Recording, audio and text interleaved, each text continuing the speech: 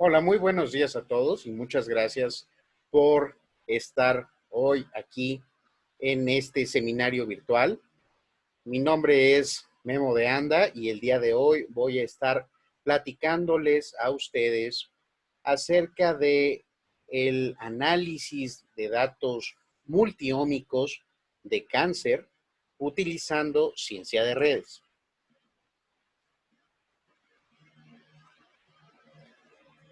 Creo que no necesito convencerles de que el cáncer es un conjunto de enfermedades que traen mucho sufrimiento a nuestra civilización. Tal vez de lo que sí necesito hablar un poco más es de por qué es necesario estudiar el cáncer desde una perspectiva de ciencias genómicas. La razón es muy sencilla. Dentro del conjunto de enfermedades que conocemos como cáncer, sabemos que se encuentran o se asocian un cúmulo de alteraciones genéticas. Estas alteraciones pues tienen un componente hereditario y un componente ambiental, pero en su conjunto lo que llevan o el producto final son cambios eh, en el funcionamiento celular promovidos, que promueven una desregulación de los procesos fisiológicos que se observan como una proliferación descontrolada de las células. De tal manera que si nosotros podemos entender y describir de manera completa o de una manera suficiente la genómica del cáncer, en principio seremos capaces de mejorar las técnicas de detección, mejorar las herramientas con las que contamos para hacer el diagnóstico y el pronóstico de los cursos de esta enfermedad y eventualmente pues seremos capaces de tener mejores terapias para tratar a la población con esta enfermedad. Ahora bien, sabemos que el cáncer, las distintas manifestaciones de cáncer, son fuertemente heterogéneas. Esto se observa como diferencias tanto entre pacientes como dentro de una misma persona que padece cáncer, como incluso dentro del mismo tumor. Es decir, nosotros sabemos que como hay muchos factores que están asociados a la aparición y a la manifestación del cáncer, pues es de esperarse que estos diferentes factores, participando de distintas maneras, pues se presenten como diferencias. Y esto lo podemos capturar bastante bien con las tecnologías genómicas, principalmente aquellas que nos permiten obtener datos masivos para caracterizar apropiadamente a las diferentes manifestaciones de la enfermedad. Pero como dije antes, si bien tenemos esta intuición de que la heterogeneidad puede estar asociada a estos muchos factores que están funcionando, a lo mejor no es tan intuitivo pensar que estos factores están interconectados, de tal forma que las diferencias, la heterogeneidad que nosotros observamos no únicamente se debe a que haya participaciones diferentes de estos factores, sino que estos diferentes factores que están participando se conectan o se relacionan entre ellos de maneras distintas. En este sentido, pues podemos pensar que el cáncer se trata de un fenómeno, de una enfermedad compleja. Y como muchos otros fenómenos complejos, esta tiene una serie o un conjunto de propiedades características. Y esto es interesante. Desde un punto de vista biológico, nosotros conocemos o se han definido características distintivas, o sea, así llamados hallmarks del cáncer, como desregulación metabólica, la evasión de la respuesta inmune, la inducción de inflamación, insensibilidad a las señales que detienen el crecimiento y una capacidad replicativa sin límites. Pero lo que hemos observado es que cada una de estas propiedades del cáncer, pues tiene dentro de sí misma propiedades de sistemas complejos. Tiene una organización, en muchos casos una autoorganización, se forman o emergen patrones, existen comportamientos colectivos y tiene capacidades de adaptación. En particular, algo que va a ser el tema del que vamos a estar platicando hoy es que los sistemas complejos, cáncer incluido, presentan una estructura de red. De tal manera que nosotros podemos abordar la complejidad del sistema biológico de cáncer desde una perspectiva de ciencia de redes. En ese sentido, pues podemos describir las interacciones entre los elementos biológicos con un formalismo de red y de esta manera hacer uso de las herramientas de la ciencia de redes, esta disciplina que deriva de la teoría de grafos matemática y ha sido adaptada y orientada para poder estudiar estos sistemas complejos interconectados y muchas veces masivos, utilizar este enfoque para poder integrar, analizar, estudiar los datos que se generan con las tecnologías de alto rendimiento que son propias de la genómica. En términos generales, las estrategias para analizar datos genómicos de cáncer con ciencia de redes van a tener dos vertientes fundamentales.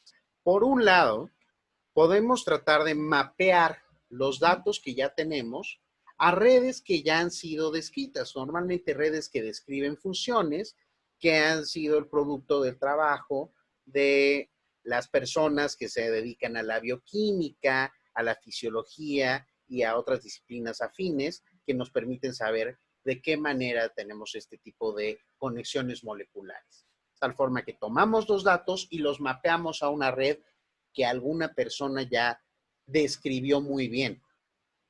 La otra estrategia es tomar estos datos y utilizarlos para reconstruir redes a partir de los mismos datos. Y una vez reconstruidas estas redes, pues podemos hacer análisis. Muchos de estos análisis van a estar orientados, enfocados a tratar de buscar funciones dentro de estas redes. Entonces, voy a platicarles un poco de qué tipo de resultados podemos tener analizando un tipo de dato genómico, que es la expresión de genes. Y la expresión de genes nos gusta porque nos permite capturar esta variabilidad que existe en diferentes fenotipos y hacer asociaciones funcionales. Y es una tecnología que en términos generales está muy madura. Entonces, la hemos utilizado bastante. La estrategia para hacer una reconstrucción de una red a partir de estos datos es relativamente sencilla. Partimos de estos datos que en bioinformática conocemos como matrices de expresión, donde cada columna es representa a una muestra paciente. Cada renglón representa eh, un gen y lo que representamos dentro de la matriz, pues son los niveles de expresión del gen para esa muestra. Desde una perspectiva de ciencia de datos, pues esta matriz, lo que tenemos en los renglones son variables y lo que tenemos en las columnas son observaciones. Entonces, nosotros tomamos cada una de las variables, genes, y buscamos la similaridad de esta variable para con todas las otras que nosotros medimos. Y esta similitud se puede evaluar con estrategias tan sencillas como una correlación o con estrategias más refinadas como pueden ser medidas basadas en teoría de la información. Lo que hacemos es calcular esta similitud para todas las parejas de variables, para todas las parejas de genes, y representarlas en una nueva matriz de similitud.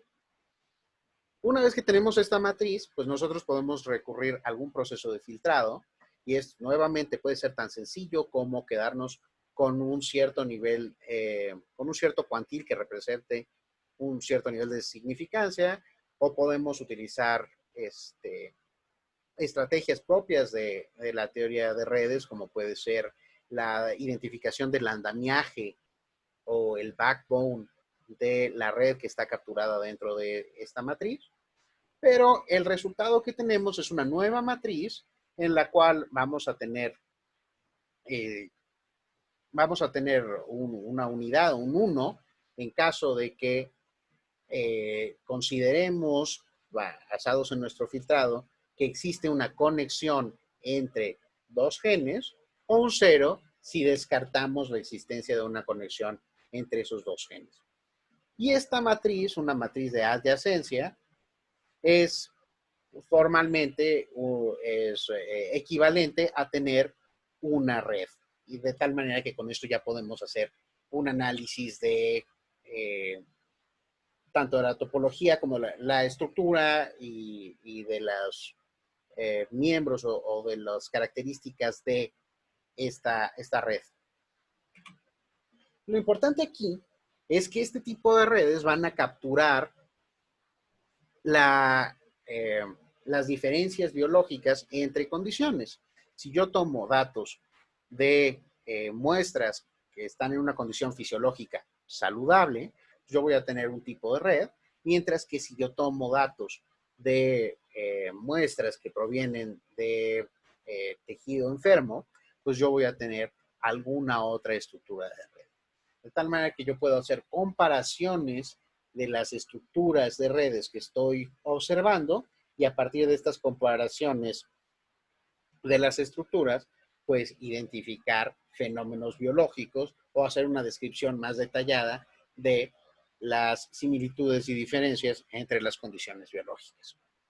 Por ejemplo, hace tiempo nos llamó la atención analizar subtipos de cáncer de mama, de los cuales vamos a hablar con un poquito más de detalle más adelante, y quisimos hacer la comparación entre el tejido mamario sano y las diferentes manifestaciones del cáncer de mama.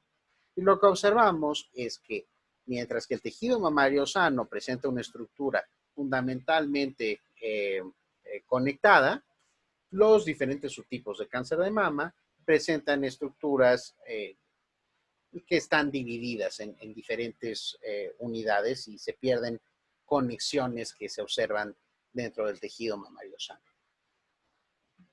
Posteriormente nos dedicamos a buscar asociar funciones a partir de las redes que identificamos de diferentes subtipos de cáncer de mama, utilizando estrategias basadas en teoría de redes, en concreto la identificación de módulos, los cuales son conjuntos de genes que están más conectados entre ellos que con el resto de genes de la red, también conocidos como comunidades, y asociar estas comunidades o módulos a funciones biológicas ya conocidas. Y lo que observamos es que diferentes manifestaciones de cáncer de mama están asociadas a diferentes conjuntos de funciones, lo cual indica que, o es un indicio de que las diferentes manifestaciones de cáncer de mama tienen necesidades fisiológicas distintas y por lo tanto pues tienen una actividad distinta en el tipo de funciones que están asociadas a las redes de cada uno de estos. Otro fenómeno que hemos estudiado utilizando estas redes, por cierto, normalmente a estas redes les llamamos redes de coexpresión, porque estamos evaluando que exista una expresión, que exista conexiones entre la expresión de los genes. Otro fenómeno que identificamos en estas redes de coexpresión es la emergencia de asortatividad intracromosomal. Ahora, esto quiere decir que en las redes que están asociadas al tejido canceroso, observamos una mayor conectividad de genes dentro de un mismo cromosoma que entre genes que pertenecen a cromosomas distintos. Nosotros caracterizamos esto en función de medidas basadas en teoría de información mutua, y observamos que en el caso del tejido mamario sano, pues no vemos diferencias en términos de qué tan próximos se encuentran dentro del mismo cromosoma los genes y la dependencia estadística en los niveles de expresión es más o menos igual, mientras que en el caso del tejido canceroso observamos una mayor valores de dependencia estadística a distancias más cortas. Cuando lo analizamos a nivel global, pues podemos observar que la diferencia que existe en los niveles de coexpresión para los, para las relaciones intercromosomales, por lo general muestran una pérdida. Esta gráfica lo que nos muestra en esta esquina es una pérdida o una reducción en la dependencia estadística entre parejas de genes para las parejas que pertenecen a cromosomas distintos, mientras que en el caso de las parejas intracromosomales, pues tenemos toda una gama de comportamientos posibles, pero en términos generales tenemos una menor pérdida de esta coexpresión. Este trabajo lo empezamos con el doctor Jesús Espinal, el doctor Cristóbal Fresno, el doctor Enrique Hernández Lemus, hace ya varios años.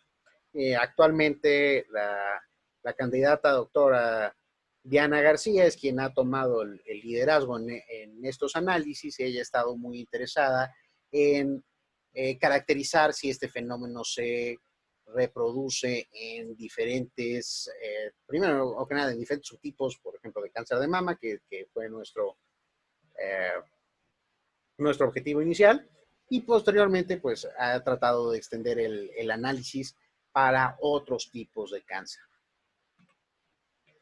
Hasta aquí espero haberles convencido de que estudiar la genómica del cáncer, la transcriptómica del cáncer, utilizando una perspectiva de redes, puede ser enriquecedor, pero voy a retomar lo que ya habíamos platicado hace rato. Sabemos que hay muchos factores que hacen que esta enfermedad se trate de una enfermedad compleja. No, estos factores tienen diferentes naturalezas, de tal manera que no los podemos capturar con una sola tecnología. Actualmente, pues tenemos una abundancia de tecnologías genómicas de alto rendimiento distintas que pueden capturar la genómica per se, la transcriptómica, pero también la metabolómica, la proteómica, los factores epigenéticos, los factores en los cuales está involucrado el microbioma, etcétera, etcétera, y un gran etcétera. De tal manera que estos muchos factores que nosotros sabemos que están interconectados y que ahora acabamos de agregar una capa adicional, que es saber que se trata de factores que pueden tener naturalezas distintas, pues los tenemos, son los que llevan o contribuyen a la complejidad de esta enfermedad.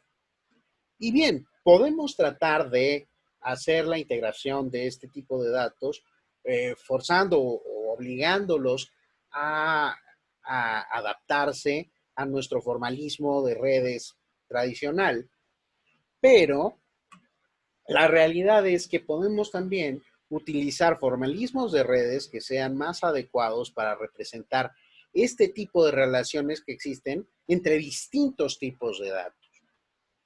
Y justamente ahí es donde podemos eh, aprovechar todavía más los avances que hay en la ciencia de redes para poder entender o procesar los datos que vienen de los avances de las tecnologías genómicas. Entonces, aquí es donde se da esta simbiosis y esta capacidad de tener un efecto mayor en el entendimiento del fenómeno.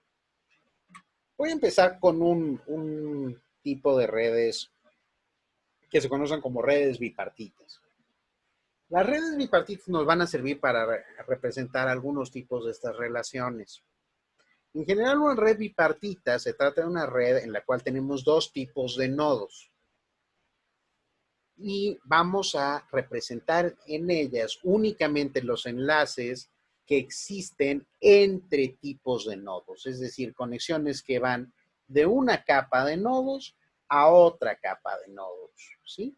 El ejemplo coloquial en el que podemos pensar sería una red de personas que escriben artículos científicos y sus artículos científicos, de tal manera que una capa tiene a las personas que escriben los artículos, la otra capa tiene los artículos y las personas que firman cada uno de los artículos se conectan a su artículo. Dos propiedades de los nodos en estas redes que vamos a utilizar más adelante y únicamente para que todos tengamos un mismo piso y entendamos lo que se va a presentar más adelante. Una propiedad que le podemos calcular a los nodos en las redes bipartitas es el grado. Y el grado representa el número de enlaces en los que participa un nodo. De tal forma que aquí en este ejemplo sencillo, pues cada uno de estos nodos azules tiene grado 1 porque participan en un enlace y este otro nodo tiene un grado de 3 porque participa en 3 enlaces distintos. Otro concepto que vamos a utilizar, concepto de redundancia. La redundancia es una medida de la contribución de un nodo a la conectividad de la capa contraria. Esto puede sonar un poco complejo, pero en realidad es sencillo. Si yo me fijo en estos ejemplos, aquí yo tengo una red, tengo mis nodos rojos y mis nodos azules. Yo puedo buscar cómo se conectan los nodos azules a través de los nodos rojos. Y si yo hago eso, un proceso que llamamos proyección, pues me quedaría con esta red. Yo sé que estos nodos se conectan de esta manera a través de los nodos rojos, ¿no? Ahora, ¿qué pasa si yo quito un nodo? Digamos, quito el nodo B. Vuelvo a hacer el fenómeno de proyección y observo que la estructura de la red proyectada no cambió. Es decir, el nodo B no estaba sobrando para que la conexión, las conexiones de estos nodos azules se mantuvieran. Pero ¿qué pasa si yo quito el nodo C? Entonces, como quité el nodo C, los nodos 4 y 5 azules ya no están conectados al resto de los nodos azules porque no tengo ese nodo C que estaba funcionando como conector para que el 4 y el 5 se conectaran con el 3. De esta manera, pues yo puedo cuantificar qué tanto están contribuyendo cada uno de los nodos a que se conecte la capa contraria. Entonces, permítanme ahora platicarles de algunos ejemplos de análisis que hemos hecho para estudiar, para integrar datos de diferentes ómicas utilizando este formalismo. Entonces, el primero del que les quiero platicar es mantenernos en el terreno de la coexpresión, pero ahora vamos a trabajar con dos especies distintas. Por un lado, la expresión de genes y por otro lado, la expresión de microRNAs en el contexto del cáncer de mama. Para quienes no los conozcan, los microRNAs, también conocidos o abreviados como MIRS, son un tipo de RNA no codificante, es decir, no nos dan lugar a la síntesis de proteínas. Estos, sin embargo, están relacionados o tienen un papel como reguladores de la expresión de los genes por mecanismos que están bien descritos y bien conocidos. Y se ha identificado por muchos grupos, incluyendo muchos grupos de investigación de aquí del INMEGEN, que han encontrado que estos microRNAs están asociados a la regulación en cáncer, o mejor dicho, a la desregulación que se observa en el cáncer. También importante mencionar que un área de interés en la investigación científica actual es utilizar los microRNAs como potenciales blancos farmacológicos. Nosotros hemos estudiado a los microRNAs en el contexto de las redes de coexpresión y hemos identificado un tipo particular de microRNAs altamente conectados y no redundantes.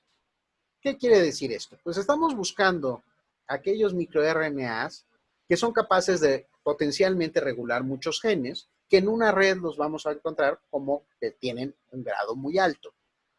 Y por otro lado, nos interesa que no compartan muchos genes con otros microRNAs, es decir, que tengan redundancia baja. Nos interesa identificar estos porque pensamos que estos pueden funcionar como puntos de control en la regulación. Si son capaces por sí solos de regular a un conjunto amplio de genes y esta funcionalidad no está redundante en otros microRNAs, pues la actividad de estos va a ser importante. Pero sobre todo, si nosotros podemos ver que estos microRNAs, a través de su control de la expresión del conjunto de genes asociado a estos, pueden estar controlando la actividad de una función biológica específica, nos parece que esto es relevante y que es interesante identificarlos. Tienen potenciales usos desde el punto de vista mecanístico hasta potenciales usos terapéuticos. Entonces, las redes que vamos a estar construyendo se ven más o menos así, una red bipartita que tiene microRNAs, tiene genes y los enlaces están representando esta coexpresión. Entonces, nos interesó hacer el análisis o la búsqueda de estos genes, de estos microRNAs altamente conectados y de baja redundancia en el contexto de los subtipos moleculares de cáncer de mama. Los subtipos moleculares de cáncer de mama son, pues son diferentes manifestaciones de cáncer de mama, las cuales podemos caracterizar por la expresión de una firma molecular llamada PAM50, que contiene 50 genes, que se expresan de manera distinta en los diferentes subtipos.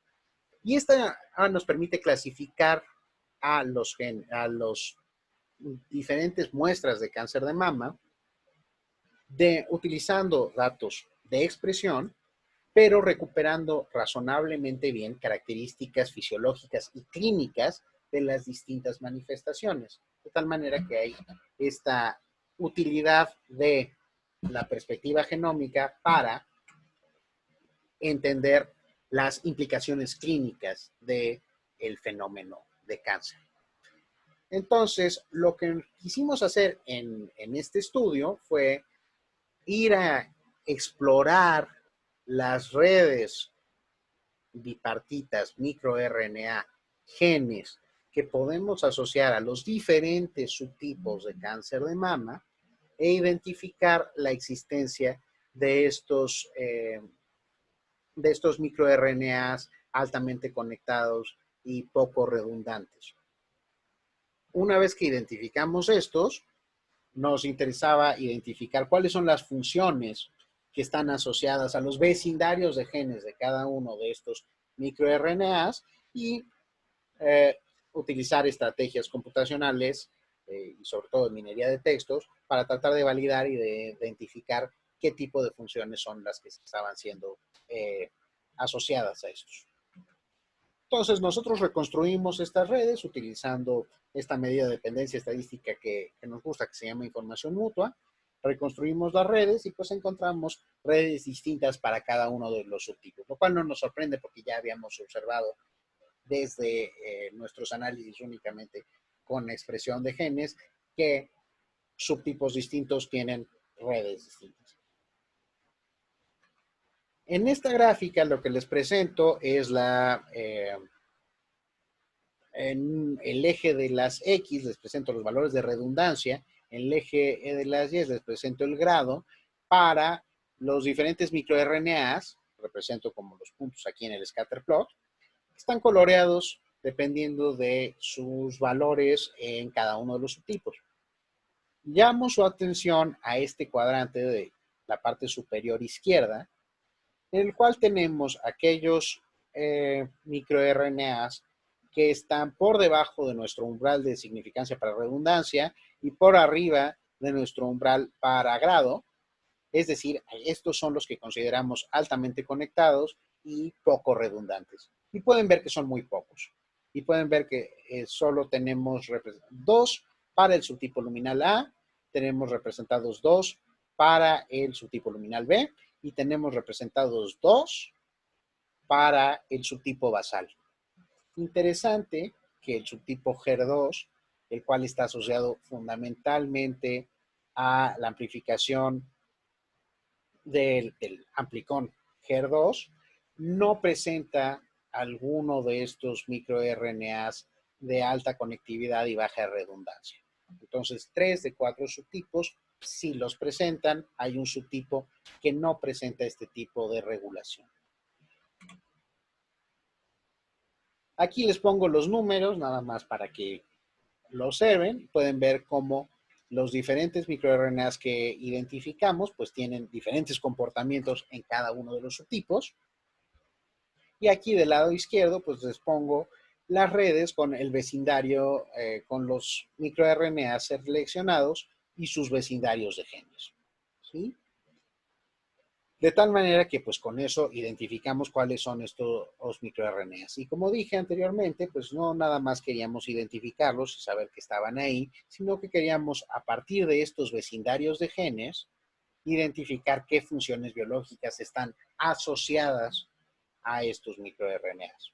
Entonces hicimos eso con una prueba de enriquecimiento funcional tradicional, que es una prueba de sobrerepresentación en el espacio de las funciones biológicas, de los procesos biológicos que están categorizados y anotados en la base de datos de Gene Ontology.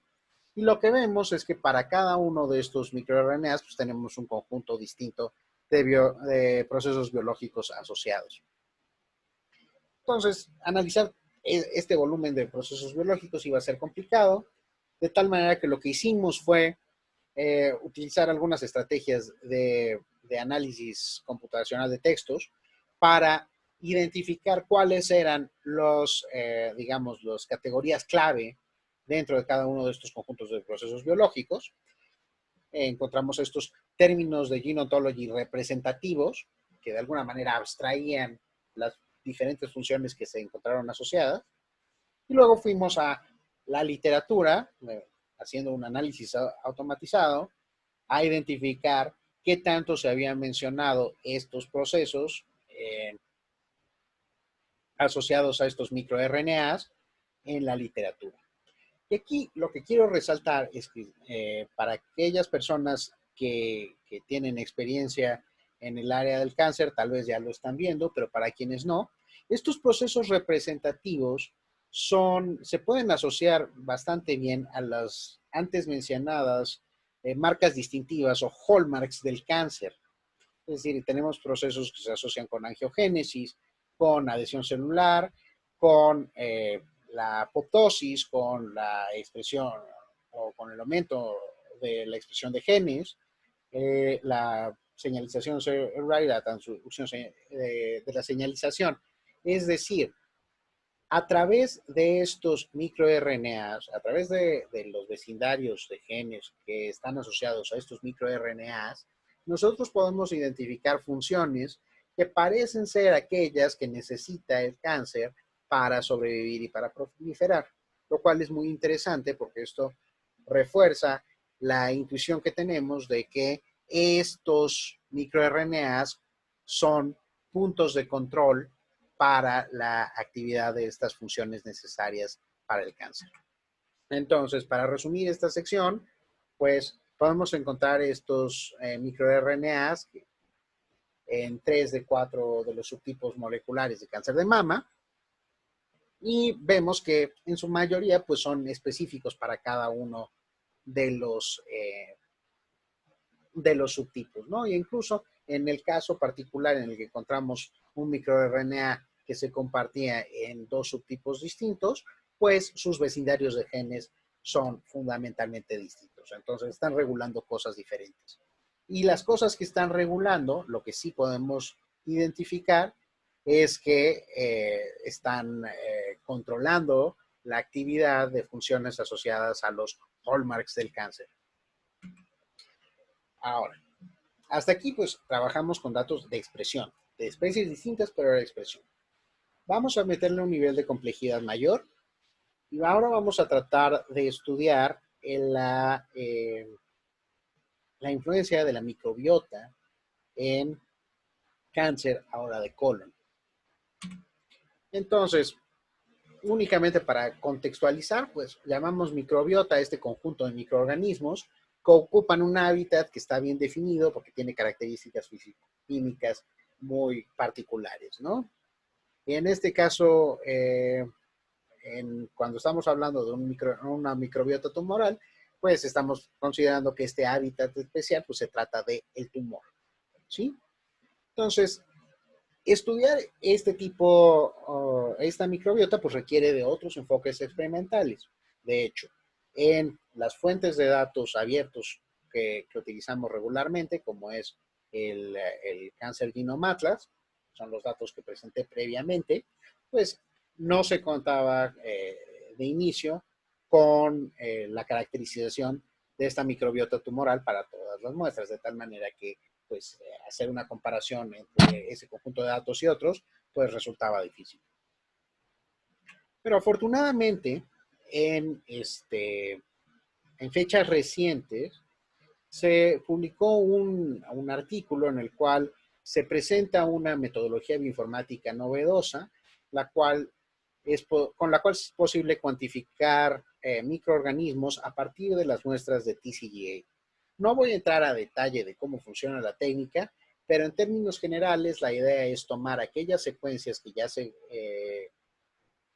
que se tienen de la base de datos del Cancer Genome Atlas, identificar aquellas que no pueden mapearse a la secuencia del genoma humano y tratar de mapear estas a los genomas de microorganismos y a partir de esto hacer estrategias que permiten la cuantificación de la abundancia de estos microorganismos en las diferentes muestras. Y aquí un punto muy importante es que este grupo de, de investigación hizo públicos sus datos. Entonces tenemos datos abiertos, lo cual pues nos habilitó a nosotros a realizar un nuevo análisis de la microbiota tumoral en el cáncer de colon. Entonces, este es un trabajo que ha estado desarrollando Irving Uriarte, que es pasante de la carrera de matemáticas de Facultad de Ciencia y que trabaja conmigo en este proyecto. Entonces planteamos como un primer caso de estudio, tratando de entender cuáles son las diferencias entre estas redes de coabundancia de microorganismos y los genes del tumor que se presentan en las etapas tempranas de la enfermedad contra las etapas tardías de la enfermedad. Entonces, el flujo de trabajo es sencillo, tomamos los datos públicos, ya sea de la fuente original del Cancer Genome Atlas o los datos procesados por este grupo de investigación que acabo de mencionar, repartimos las muestras que están etiquetadas, sabemos cuáles son de etapas tempranas, cuáles son de etapas tardías, tomamos los datos de cuantificación de abundancias y a partir de estos pues calculamos la similitud de los vectores, utilizando nuevamente información mutua, usamos una estrategia de filtrado y lo que obtenemos o nuestro resultado pues son redes, por un lado para la etapa temprana y por otro lado para la etapa tardía de la enfermedad. Entonces aquí presento una ilustración que nos muestra, nada más es una visualización de la red de etapas tempranas y de la red de etapas tardías. Por supuesto, esta es una visualización que en el argot de ciencia de redes nos referimos a ellas como las redes de bola de pelos. Parecen como una bola de pelos que no suelen ser muy informativas, pueden ser estéticas, pero en este caso no son particularmente informativas, únicamente la presento para que se observe aquí que pues tenemos un gran componente conectado. De hecho, tenemos algunos nodos que no se conectan, pero todos los nodos que se conectan, es decir, todos los genes y todos los microorganismos que presentan al menos una conexión, pertenecen a este gran componente conectado. Entonces, queremos hacer una caracterización más fina de la topología de estas redes y lo que se acostumbra es caracterizar la distribución de grado, es decir, con qué frecuencia tenemos nodos de grado 0, grado 1, grado 2, hasta el grado máximo.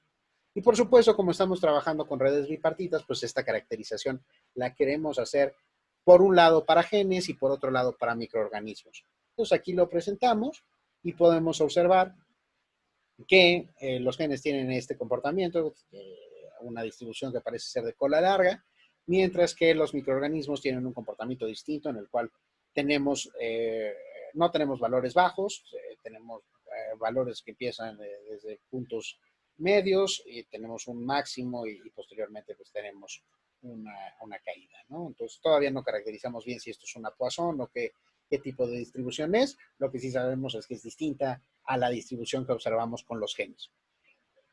Pero más allá de esto, lo que quiero mostrar es, en este caso estoy mostrando la red para las etapas tempranas. Pero si observamos la red para las etapas tardías, pues las distribuciones tanto para genes como para microorganismos no son muy diferentes. Caracterizamos lo mismo en términos de la redundancia, de la cual ya habíamos platicado antes, y podemos observar que estas distribuciones son fundamentalmente muy poco distintas entre las etapas tempranas y tardías. Hicimos lo mismo para el clustering coefficient, que es otra propiedad que nos habla de la agrupación, cómo contribuye cada uno de los nodos a la agrupación en la red. Y nuevamente, pues no vemos muchas diferencias entre las etapas tempranas y las etapas tardías. Entonces, esto nos está diciendo que la estructura de la red, la topología de la red, no es muy distinta al principio y al final del fenómeno. Sin embargo, las conexiones que ocurren dentro de la red son distintas. Si nos fijamos aquí en esta tabla, en este valor que dice similitud de enlaces, podemos ver que esta similitud de enlaces es muy baja. Es decir, tenemos a los mismos nodos, tenemos los mismos microorganismos y los mismos genes que pertenecen, están participando de la misma red, pero no se están conectando de la misma manera. Y esto lo podemos, influye, por ejemplo, cuando tratamos de ordenarlos o rankearlos por el grado, pues podemos ver que las especies, en este caso las especies bacterianas más conectadas en las etapas tempranas y en las etapas tardías, son distintas. Y partiendo de esto y un poco retomando lo que ya hemos visto en otros casos en los cuales estos cambios de conectividad van a cambiar el tipo de funciones asociadas a los genes, pues nuevamente fuimos a buscar qué funciones estaban asociadas a los vecindarios ahora de estos microorganismos altamente conectados. Entonces caracterizamos la red de etapas tempranas de cáncer de colon, caracterizamos la red de etapas tardías de cáncer de colon, y lo que observamos es que los procesos que están asociados a estos microorganismos pues son fundamentalmente distintos. Entonces, lo que hicimos fue tomar estos nombres de procesos, que a lo mejor leerlos uno por uno iba a ser difícil, entonces usamos ahí estrategias de análisis de textos para extraer cuáles son las palabras clave y comparamos estas palabras clave entre las etapas tempranas y las etapas tardías. Lo que observamos es que en las etapas tempranas las funciones asociadas a estos microorganismos pues tienen que ver con proliferación, con metabolismo, se mencionan los ácidos nucleicos, etcétera, etcétera. Mientras que en las etapas tardías tenemos palabras clave que están asociadas a migración, que están asociadas a angiogénesis, que están eh, relacionadas con transporte, que parecen ser indicativas de que en las etapas, de que estas funciones que estamos viendo asociadas a estos microorganismos, pues van cambiando y representan recobran las necesidades fisiológicas de los tumores que son distintas en etapas tempranas que en etapas tardías. Entonces, para resumir esta sección, las redes de coabundancia de cáncer de colon son estructuralmente similares en las etapas tempranas y tardías, pero observamos que la forma en la que están conectados los elementos que las componen, tanto microorganismos como genes, son fundamentalmente distintas. Vemos reconexión. Y esto se traduce en que las funciones asociadas a los microorganismos más conectados son distintas y parecen reflejar estas necesidades tumorales que están asociadas a la progresión del tumor. Con esto, pues, les presenté aplicaciones de las redes bipartitas para el análisis de estos fenómenos. Sin embargo, podemos vernos en la necesidad de la integración de más ómicas, más allá de dos ómicas, y sobre todo también podemos estar interesados en ver las conexiones que existen no solo entre las ómicas, sino dentro de las mismas ómicas. Y en ese sentido podemos hacer uso del formalismo de las redes multicapa. Una red multicapa, como su nombre lo indica, pues está compuesta de varias capas, donde cada capa representa un tipo de nodo distinto. Y en el caso de tecnologías genómicas, pues lo que vamos a estar pensando es en que cada capa va a estar representando un tipo de especie biológica distinta. Y con este formalismo podemos integrar tanto los enlaces intercapa, como los estuvimos analizando con las redes bipartitas, como los enlaces intracapa. De tal manera que este formalismo pues, nos da flexibilidad para integrar toda clase de fenómenos, ¿no? Desde el punto de vista matemático, pues aquí ya nos estamos alejando de la representación matricial de las redes y ahora necesitamos una representación tensorial de las redes para poder hacer uso o para poder extraer la mayor cantidad de información de esta representación de los fenómenos biológicos como redes multicapa. Voy a presentarles como ejemplo un análisis que hicimos. Entonces retomo el tema de los subtipos moleculares y ahora me voy a enfocar en concreto en la firma molecular de PAM50 para clasificar tumores de cáncer de mama y presentarles este trabajo en el cual buscamos identificar cuáles son los elementos regulatorios que están controlando la expresión de esa firma molecular que podemos capturar con las distintas ómicas. Es un trabajo que publicamos recientemente y es trabajo que ha estado liderando fundamentalmente la candidata doctora Soledad Ochoa, que trabaja en el laboratorio. Ella planteó que analizáramos tres capas de información. Por un lado, la expresión de genes, y dentro de esta capa hacer una categorización en aquellos genes que están identificados como factores transcripcionales, la expresión de microRNAs y la metilación de los sitios CPG. Entonces, el flujo de trabajo es sencillo. Volvemos a partir de los datos de TCGA, datos abiertos, que están etiquetados, clasificados en los subtipos moleculares. Extraemos la información antes mencionada de expresión de genes, expresión de microRNAs y metilación de sitios CPG. Y aquí se hace una identificación de los enlaces utilizando una estrategia de aprendizaje computacional basado en una regresión usando redes elásticas. Y lo que nos permite esto es identificar la reconstrucción de la red y la contribución de las diferentes ómicas. Entonces, la regulación multiómica de la firma molecular de PAM50 se puede representar como una red multicapa, y es una red multicapa muy especial, porque lo que vamos a tener es la firma molecular como 50 genes, los cuales algunos de ellos tienen capacidad de regular otros genes, de tal manera que puede haber ahí enlaces intracapa dentro de la firma molecular a nivel de la expresión de genes, mientras que vamos a tener enlaces intercapa hacia o desde las capas de regulación, de expresión de microRNAs, de metilación de sitios CPG. De tal manera que pues la estructura de esta red es compleja en sí misma.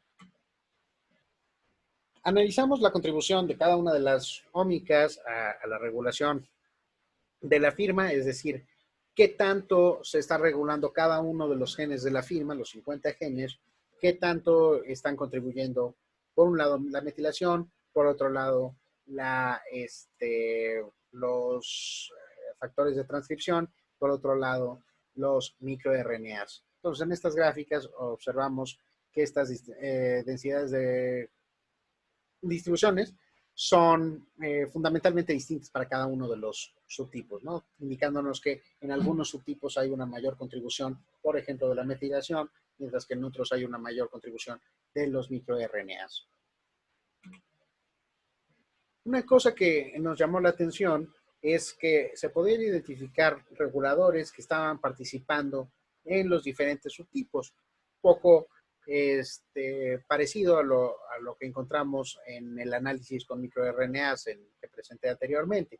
Sin embargo, estos microRNAs están controlando diferentes genes en cada uno de los subtipos, lo cual es muy interesante porque nos está hablando de una funcionalidad distinta en cada una de las manifestaciones de cáncer que pueden tener la misma especie biológica, en este caso distintos microRNAs, para actuar como sistemas de control de la expresión diferentes.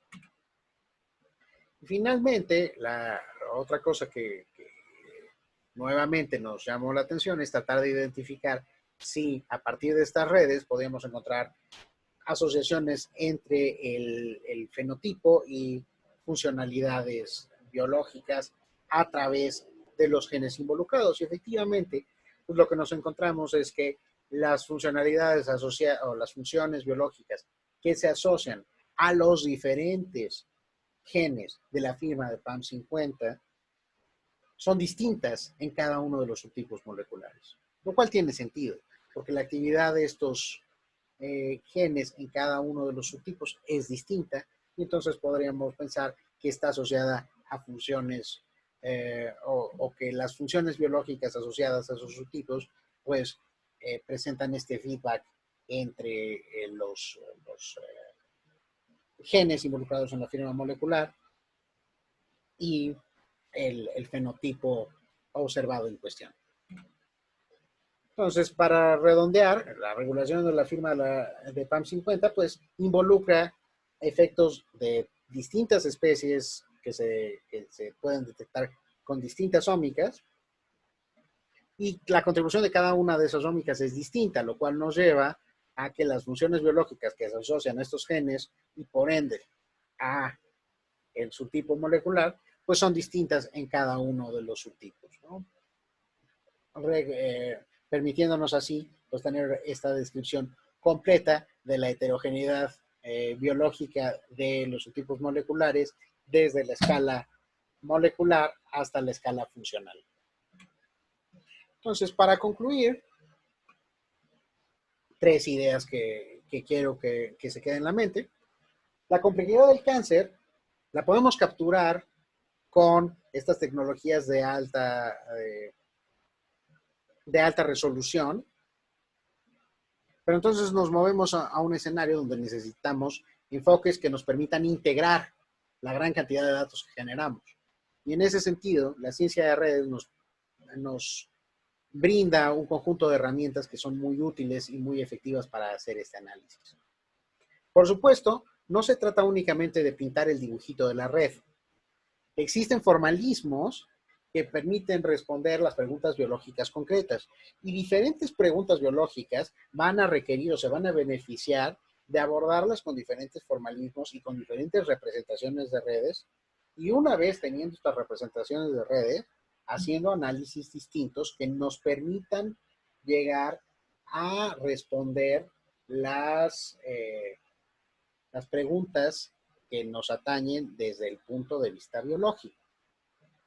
En este sentido, importante para mí recalcar que los enfoques computacionales y experimentales se retroalimentan. Los resultados experimentales de datos de tecnologías genómicas de alto rendimiento que se quedan en el cajón no sirven de mucho. La liberación de los datos abiertos, permiten hacer ciencia colaborativa en la cual se hace una generación de datos por parte de las unidades experimentales. Luego los grupos que estamos dedicados al análisis computacional podemos tomar esos datos, hacer los análisis iniciales, pero también hacer reanálisis e integración de muchas fuentes de datos distintas que nos permiten tener un panorama más amplio y extraer mucha más información de la que estaba en el enfoque original del experimento sobre el cual se generan los datos. Y esta información que se puede obtener, estos nuevos acercamientos, pueden orientar o pueden motivar nuevos acercamientos experimentales en un círculo virtuoso en el cual salimos ganando todos porque aprendemos más de estos fenómenos biológicos de importancia biomédica que queremos, en el caso particular de las enfermedades como el cáncer, que queremos resolver. Termino agradeciéndole a mis colaboradores y colaboradoras, el doctor Enrique Hernández Lemus, el doctor Jesús Espinal Enríquez, el doctor Cristóbal Fresno, las candidatas a doctora Diana García, la candidata a doctora Soledad Ochoa y el matemático Irving Uriarte, que participaron en los diferentes análisis que presenté hoy. Le agradezco a las instituciones, al INMEGEN por todas las facilidades, al programa de cátedras CONACYT al que pertenezco y al Centro de Ciencias de la Complejidad que nos ha estado apoyando con recursos computacionales. Estoy contento de poder responder sus preguntas, ya sea durante la transmisión, pero si les queda una duda más adelante, no duden en contactarme a través de mi correo electrónico o redes sociales, o si están interesados en el código computacional que se utilizó para estos análisis, pues lo pueden encontrar en mi sitio de GitHub, ¿sí?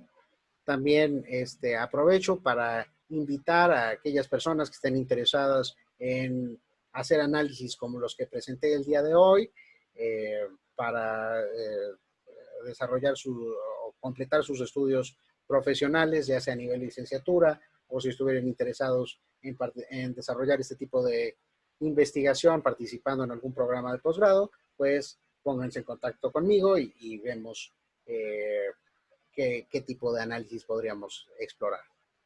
Y finalmente, nada más para no ignorar la situación en la que estamos viviendo, recordarles que seguimos al menos al momento de que estoy presentando esto, pues seguimos en una emergencia sanitaria global y en ese sentido, pues les invito a que continúen con las medidas sanitarias recomendadas, extremen la higiene, de ser necesario que participen en actividades en el espacio público, usen el cubrebocas y de no ser necesario que participen del espacio público, por favor, quédense en su casa para que salgamos de este problema lo más pronto posible. Y espero que todos ustedes y sus personas cercanas estén bien y se encuentren bien de salud en los próximos días y en general en el futuro. Muchas gracias.